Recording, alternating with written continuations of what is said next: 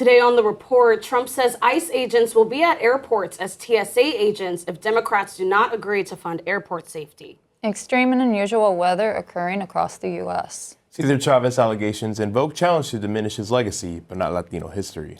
And Uganda reintroduces rhinos back into a national park. The report starts now.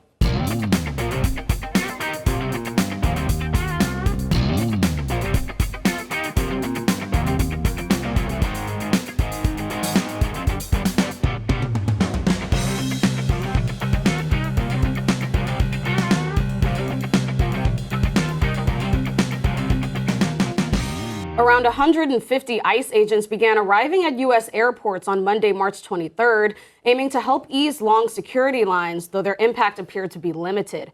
ICE agents were seen at airports in New Jersey, Atlanta, Chicago, and Houston. Some roamed through terminal halls on regular patrols, while others were stationed at security checkpoints.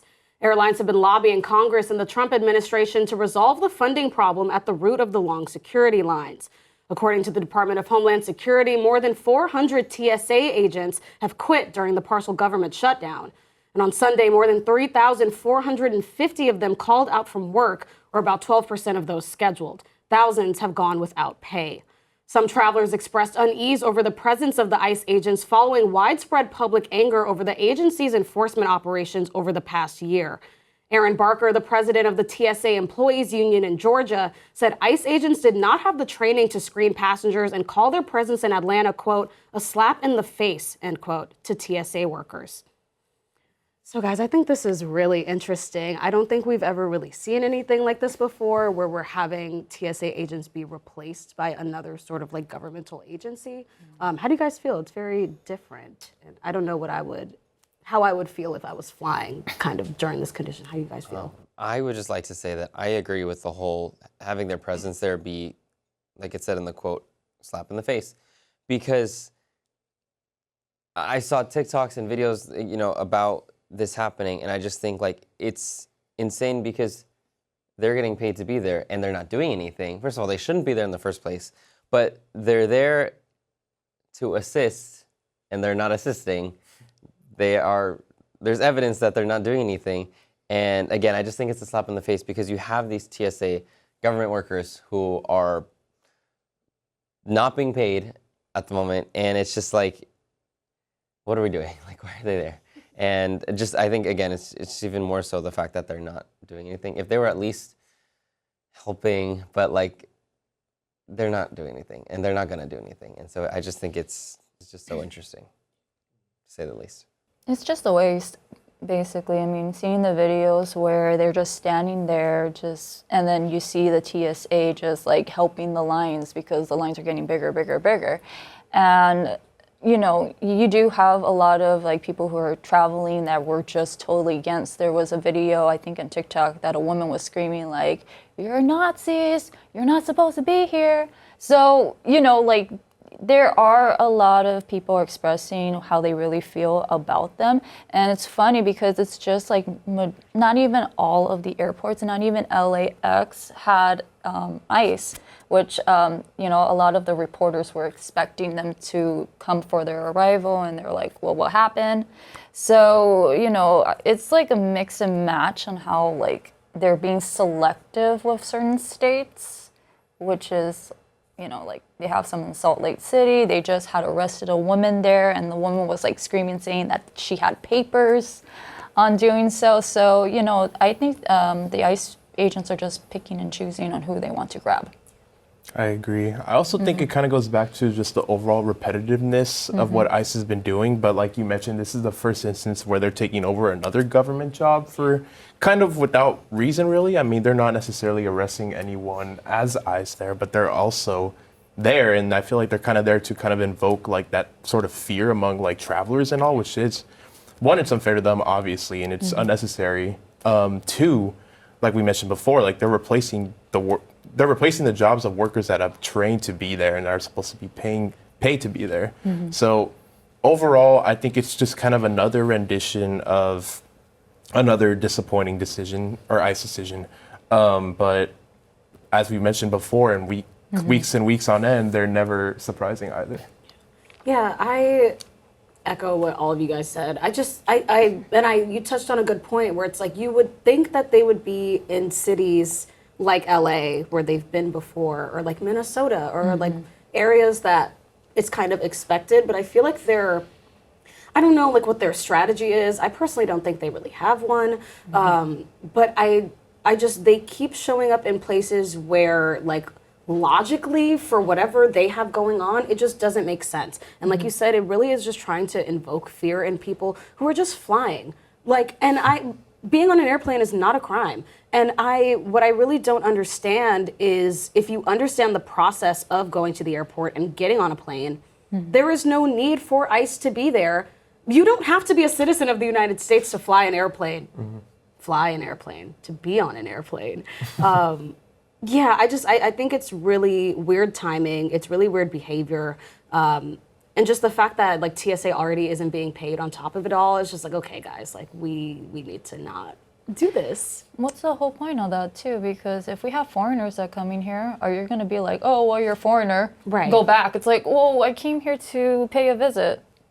Right. Yeah. Hello. Some people could even be on their flights back home too, so it's conflicting. It's very like selective, like outrage from ICE, I guess. It Where really it's like is. they're just picking, like you said, they're just picking and choosing like where they want to go, who they want to kidnap off the street. So it's very weird.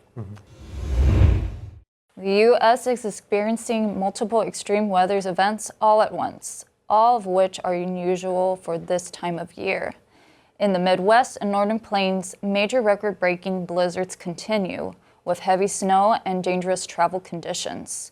In the South and East Coast, there are severe storms with extreme winds and threats of tornadoes, including a sharp drop in temperature. Even Hawaii is getting affected with heavy rainfall that triggered landslides, causing damage to roads and flooding people's homes.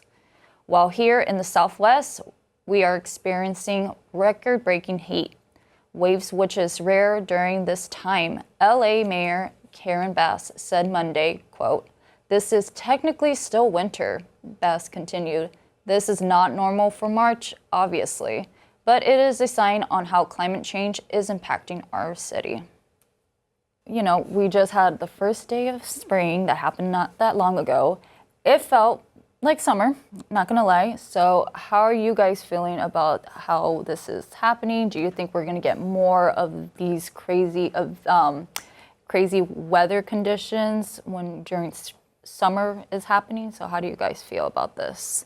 Yeah, I don't know. I think that being in LA and like the effects of climate change on LA are so interesting because when I look back, like yes, it is often like kind of warm during this time, but it's never been this hot.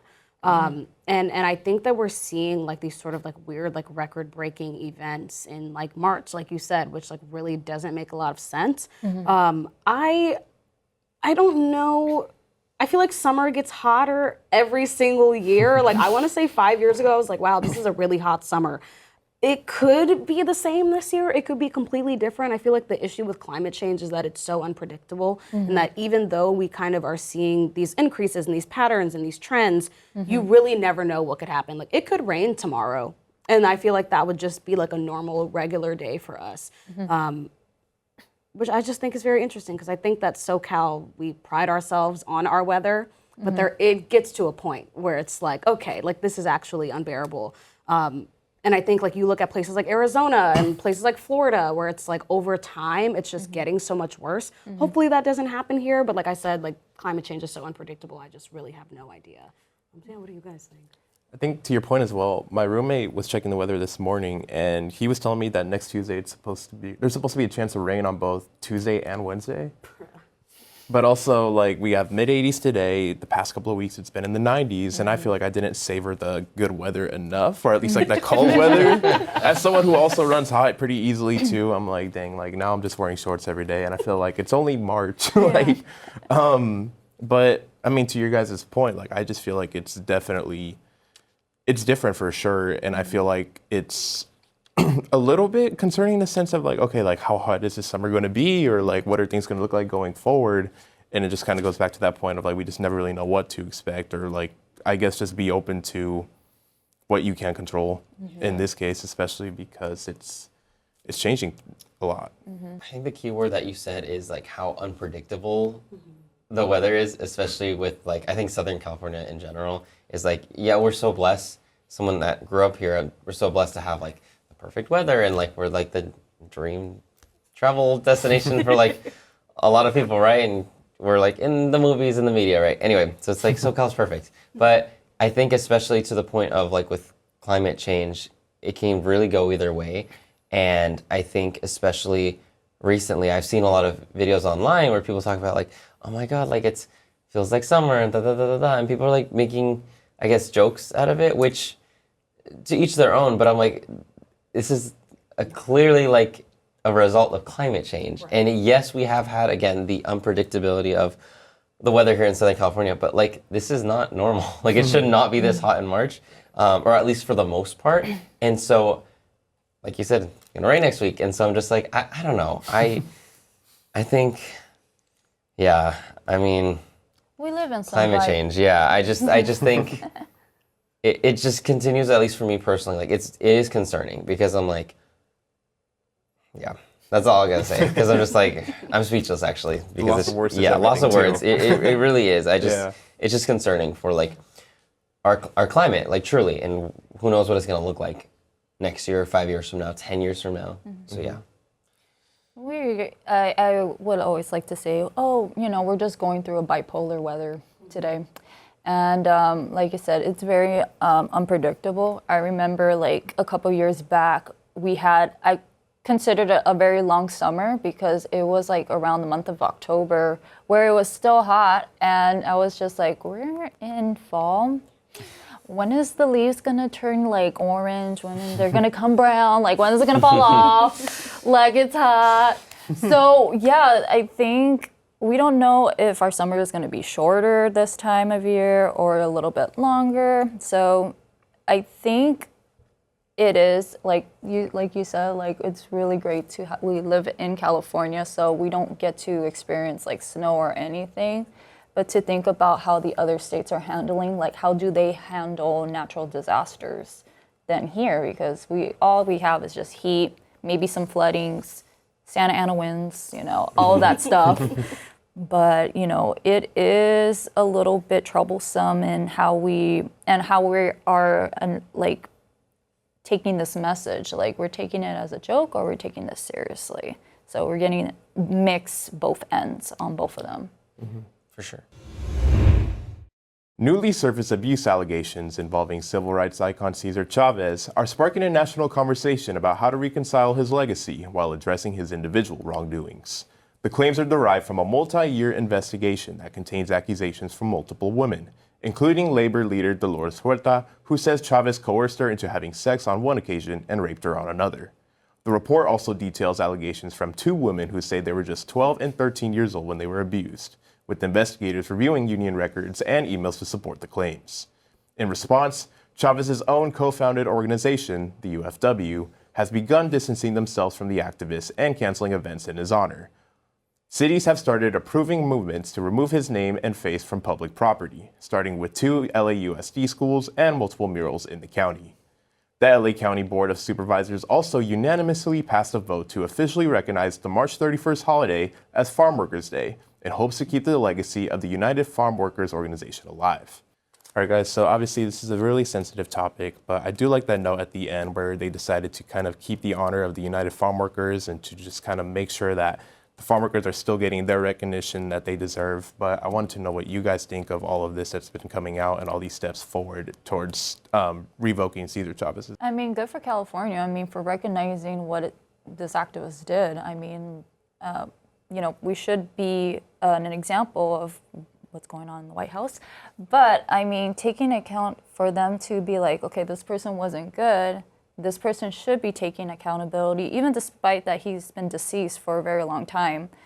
But also to remember like, hey, just because this one person really didn't do great personally what he has done, we're still continuing on fighting for labor rights. We're still being activists for this, what we believe in.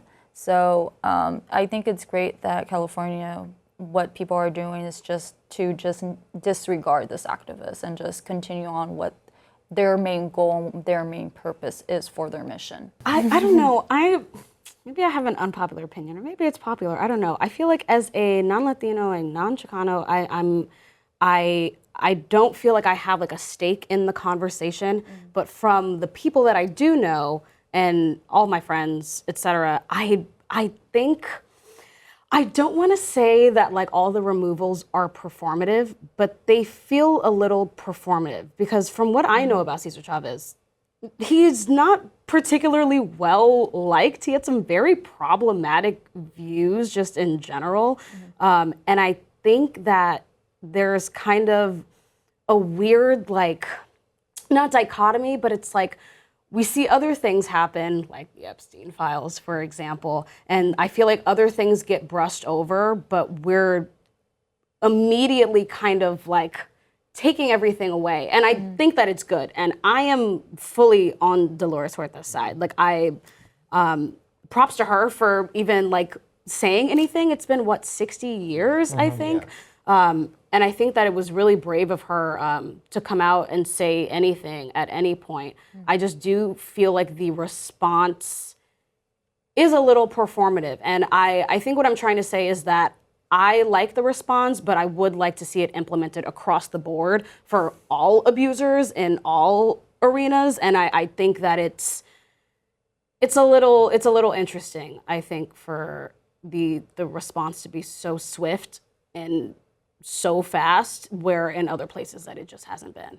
Building on that, I completely agree. And as someone that being Latino, growing up, hearing so much about this historical figure, Cesar Chavez, like he led the movements, he led the protests, he did all this for farm workers, right? And I honestly, like it made me self-reflect a lot because, like, again, growing up, even as early as like elementary school, we had a holiday and you learn about him and you've learned very much surface level information. And so it wasn't until somewhat recently that all this came up about him that Dolores Huerta spoke up.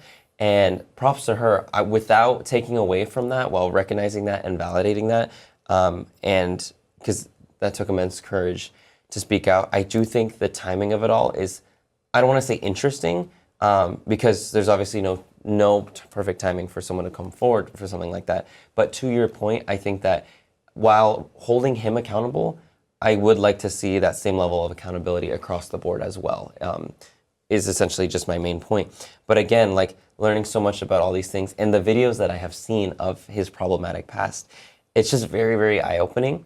And again, it's just, to your point, like again, I personally would like to see more accountability across the board, especially now that here, I mean, like you said, even two LAUSD schools immediately, like, changing the names of the murals, and we've seen it across the board. Again, just the rule of the statues, covering up the statues of Cesar Chavez. And so I think all that being said, I'm glad that there seems to still be that priority in that push to continue to recognize the farm workers and maintaining the legacy of the United Farm Workers Organization.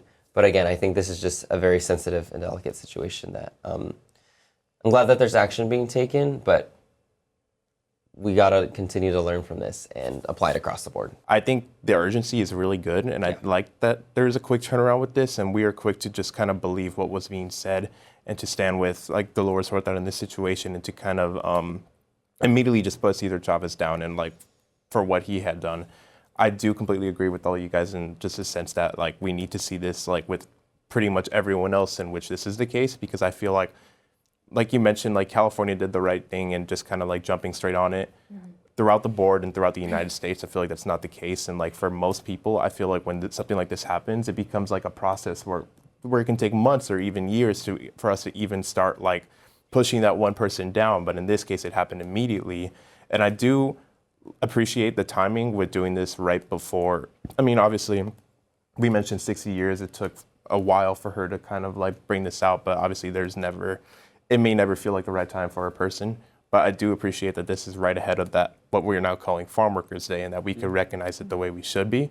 But I do think that we do need this urgency all around the board, though, because if it's hypocritical if not. I would say that, well, to me personally, for being Latina and being a woman, you know, she did, you know, kind of save 60 years until she spoke out.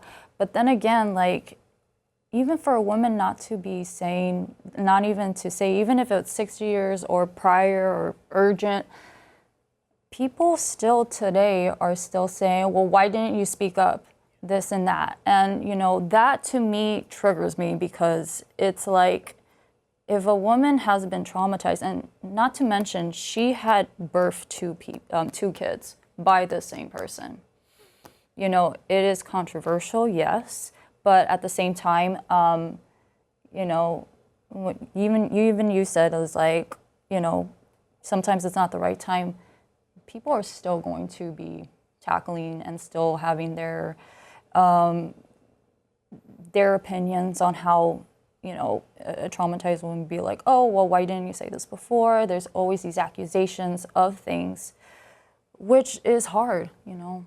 Being a woman is not that easy. Being a Latina, a Hispanic woman is not that easy. So for them to, you know, I'm glad that they immediately just, you know, kind of take it. For me personally, it's not performative. I think it's about time that people like them, or people who are like predators and pedophiles, they should be taking their actions. Mm-hmm. I don't believe that, you know, like, a woman should say what they need to say. If there were a rape, investigate immediately. Mm-hmm. There shouldn't be no time. There shouldn't be wasting any time about this, personally. Rhinos make their return to the Kidepo Valley National Park on March 20th, years after they were poached into extinction in 1983. The Ugandan National Park reintroduces 2 southern white rhinos after they were transported from the Ziwa Rhino Sanctuary in central Uganda, with the park's main goal to preserve and rebuild their population.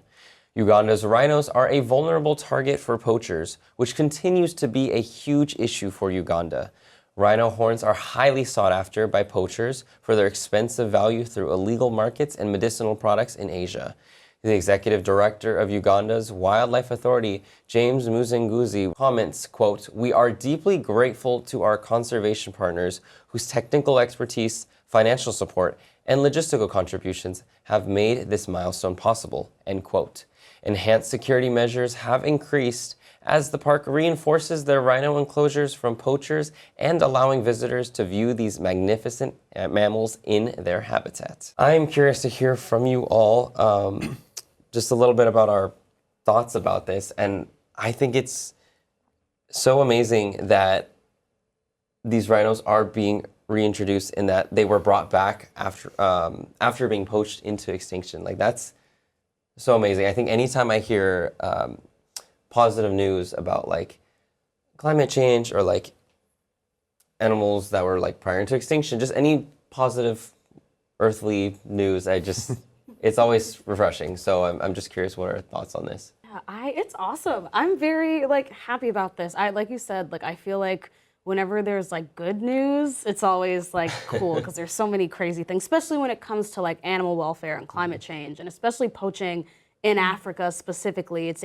literally probably one of their biggest problems.